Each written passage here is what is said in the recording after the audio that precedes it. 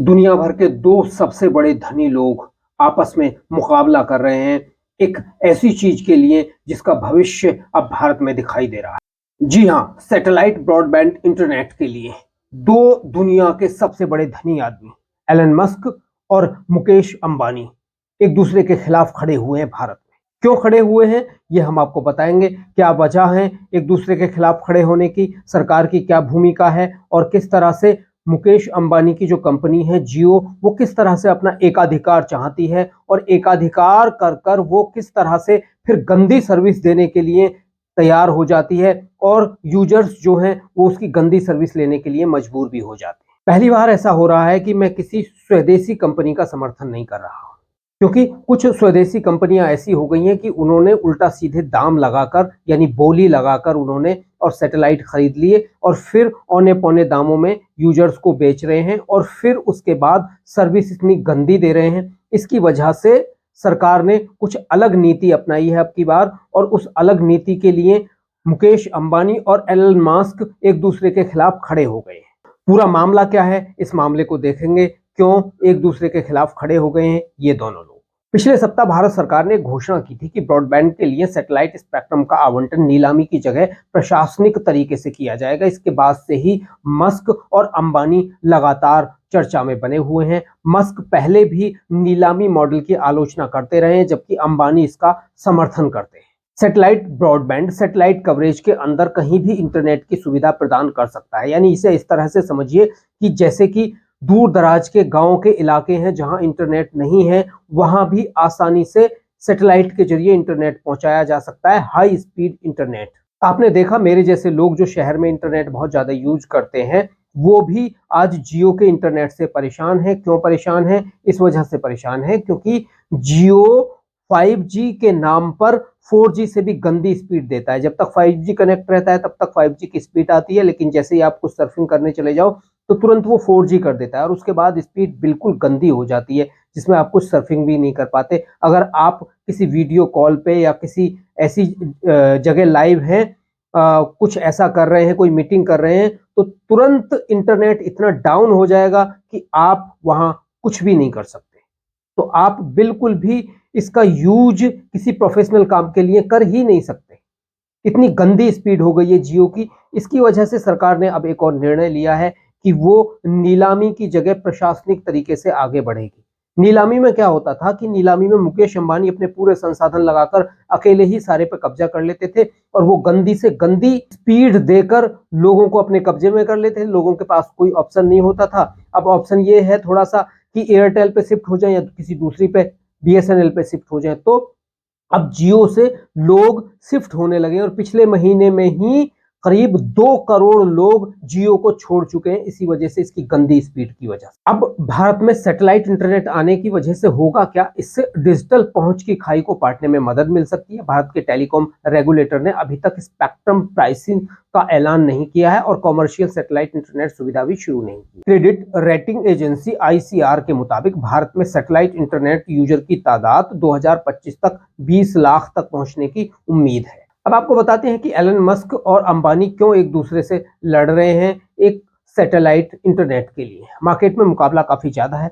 इसमें इस क्षेत्र की करीब आधे दर्जन कंपनियां और इसमें अंबानी की रिलायंस जियो भी प्रमुख है। टेलीकॉम सेक्टर पर अपना दबदबा दिखाने के लिए जियो ने एयरवेव नीलामी में अरबों रुपए निवेश किए हैं। इसके लिए अब जियो ने लग्जमबर्ग स्थित एक जाने माने सैटेलाइट ऑपरेटर SES एस्ट्रा के साथ हाथ मिलाया है, जहां मस्क की सैटेलाइट इंटरनेट कंपनी स्टारलिंक बेहतर स्पीड के लिए लो अर्थ ऑर्बिटल सैटेलाइट यानी धरती से 160 और 1000 किलोमीटर की ऊंचाई तक तैनात सैटेलाइट का इस्तेमाल करती है।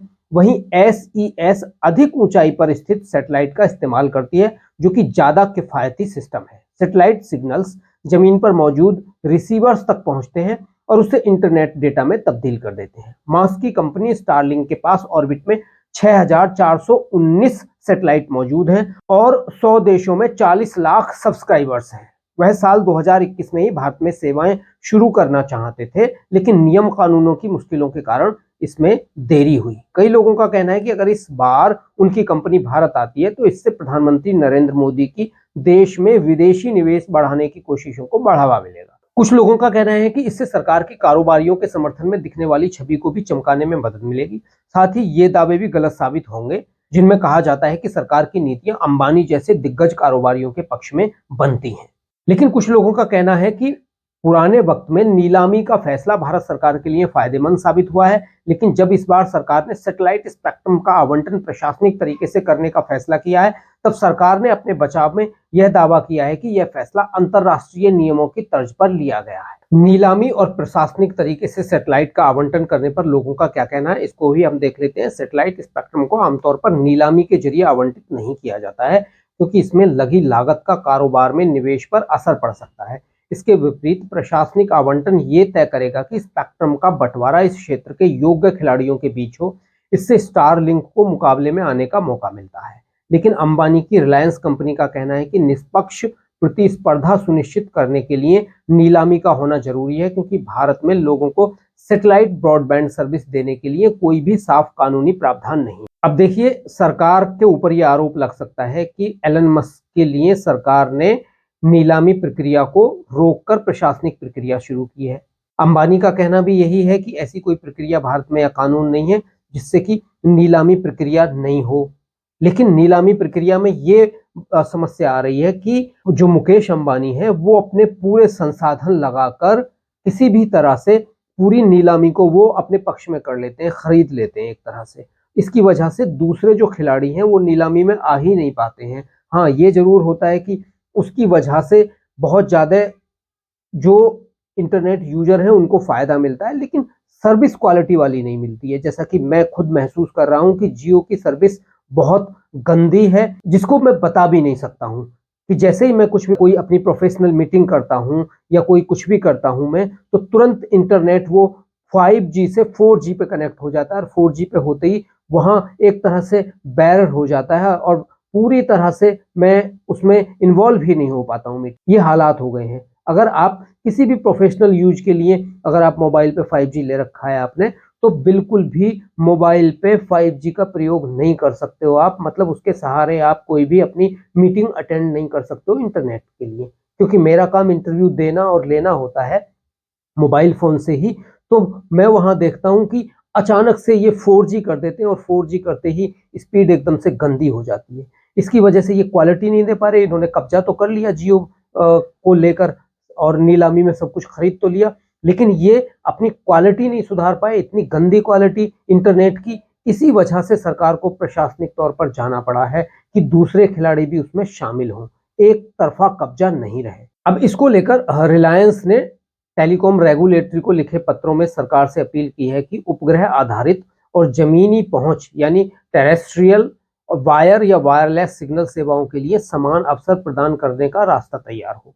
फर्म ने यह भी कहा है कि सैटेलाइट तकनीक में हाल में हुई तरक्की ने सैटेलाइट और टेरेस्ट्रियल नेटवर्क के बीच अंतर को धुंधला कर दिया है, और यह भी है कि सैटेलाइट आधारित सेवाएं अब सिर्फ उन इलाकों तक सीमित नहीं है जहां टेरेस्ट्रियल नेटवर्क की सेवाएं मौजूद नहीं है। एक पत्र में कहा गया है कि स्पेक्ट्रम का आवंटन नीलामी की मदद से भारत के टेलीकॉम कानूनों के तहत किया जाता है। वहीं प्रशासनिक आवंटन की अनुमति महज सार्वजनिक हित, सरकारी कामों या तकनीकी और आर्थिक कारणों के मामलों में दी जाती है। तो रिलायंस ने सरकार पर दबाव बना दिया है। रिलायंस ने अपने कानून बता दिए हैं, देश के कानून बता दिए हैं कि ऐसा कर सकते हैं, लेकिन कानून की आड़ में ये जो लोग अपनी मनमानी करते हैं ना कि स्पीड नहीं देते। देखिए, मैं पहली बार ऐसा कह रहा हूँ, हम लोग वो रहे हैं राष्ट्रवादी आदमी, जो हमारी राष्ट्रीय कंपनियां हैं उनको पहली प्राथमिकता मिलनी चाहिए, लेकिन इसका मतलब ये नहीं कि तुम सब कुछ खरीद के पैसा लगाकर उसमें और सब कुछ खरीद लो और फिर अच्छी जो चीजें हैं वो नहीं दे पाओ। इसकी वजह से जो भारत के इंटरनेट यूजर हैं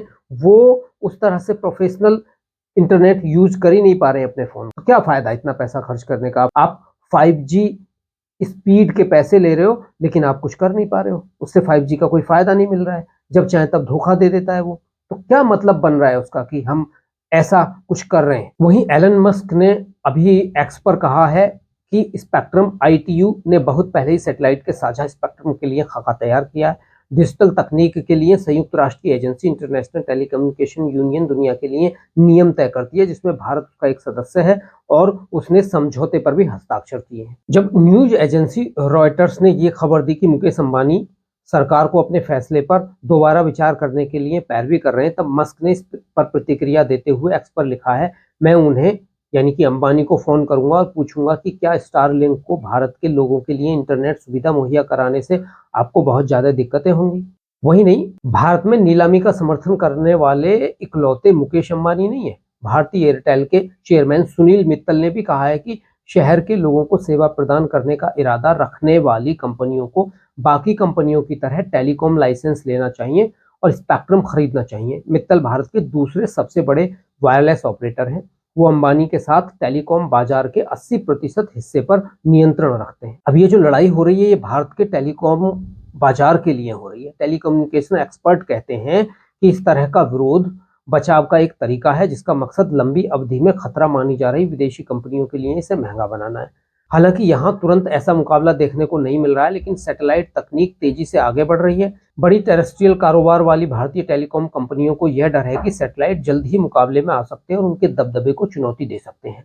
दांव पर साफ तौर से भारत का विशाल बाजार है। भारत के 140 करोड़ लोगों में से लगभग 40% लोगों के पास अब भी इंटरनेट की पहुंच नहीं है। इनमें ज्यादातर ग्रामीण इलाकों में है। चीन की बात करें तो दुनिया भर के ऑनलाइन ट्रेड पर नजर रखने वाले डेटा रिपोर्टल के मुताबिक चीन के करीब 1.09 बिलियन इंटरनेट यूजर हैं, जो भारत के 751 मिलियन इंटरनेट यूजर से करीब 340 मिलियन अधिक। भारत में इंटरनेट अपनाने की दर अभी भी वैश्विक औसत से पीछे है, जो कि 66.2% है। लेकिन भारत में हाल में हुए अध्ययनों से पता चलता है कि देश इस अंतर को कम कर रहा है। लेकिन अगर हम बात करें तो भारत में इंटरनेट की जो कीमतें हैं वो दुनिया में सबसे सस्ती। अगर कीमत सही तरीके से तय की जाए तो सैटेलाइट ब्रॉडबैंड इस अंतर को कम करने में मददगार साबित हो सकता है। साथ ही इंटरनेट ऑप्टिक्स में भी सहायक हो सकता है। ये एक ऐसा नेटवर्क है जो रोजमर्रा की चीजों को इंटरनेट से जोड़ता है और उन्हें एक दूसरे से बात करने की सुविधा भी मुहैया कराता है।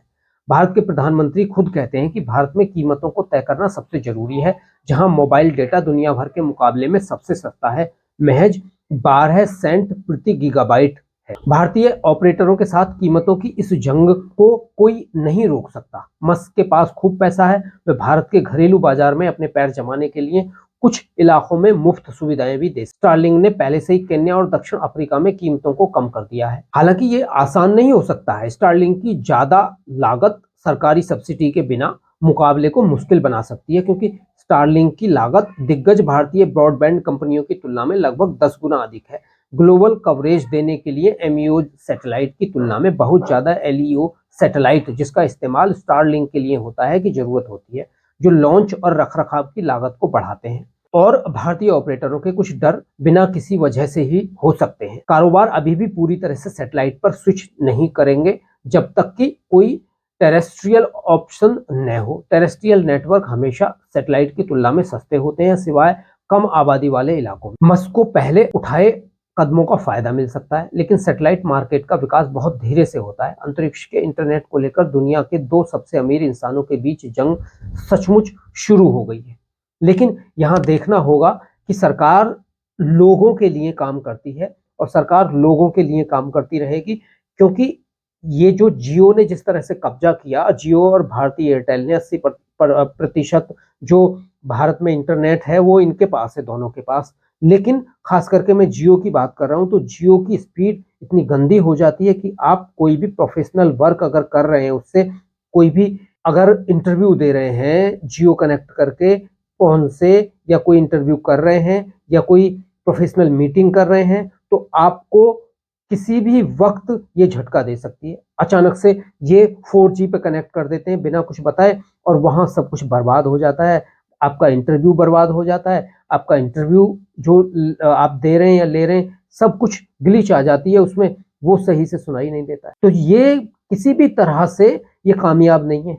ये बस उनके लिए कामयाब है जो बेचारे यूजर्स हैं, थोड़ा थोड़ा काम करते रहते हैं। मतलब थोड़ा थोड़ा ये उनको ये परोसते रहते हैं कि हाँ भाई हम 5G इंटरनेट दे रहे हैं, लेकिन जब प्रोफेशनल तरीके से देखते हैं तो वो इतनी गंदी स्पीड है जिसका कोई जवाब नहीं। दोस्तों, आपको क्या कहना है? आप क्या महसूस करते हैं? आप भी बताइए। आज के लिए इतना ही। नमस्कार, जय हिंद।